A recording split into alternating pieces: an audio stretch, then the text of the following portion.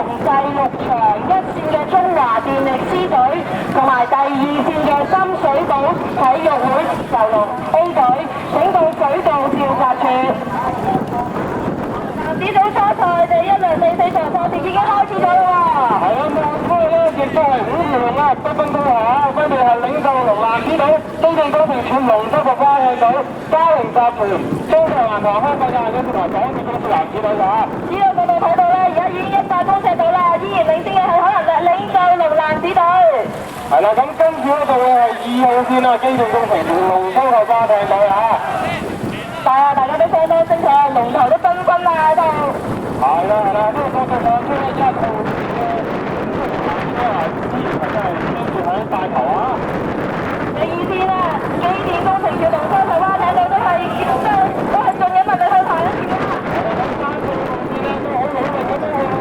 發生我哋嘅全隊工程咧，依然係不甘示弱啊！哇！賽事進入到最後50公尺啦，究竟結果係點樣咧？去到差唔多尾段嘅時候，我見到1線、3號線啊都升波碼頭啊！1號線、2號線嘅都已經係衝升緊啦！哇！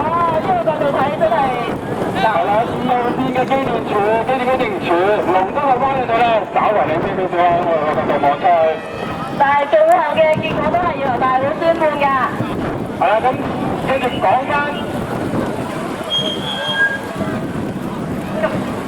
男子組初賽第1輪嘅第3場嘅結果先嚇，第1名胡氣龍舟隊時間係1分12秒66，第2名我愛戀龍時間係1分14秒37，第3名國泰航空龍舟會男子隊時間係1分17秒19，第4名佩陽時間係1分18秒34，第5名花灑銀河龍舟隊時間係1分19秒26啊！恭喜晒咁多位隊伍啊！恭喜晒咁多位建議㗎。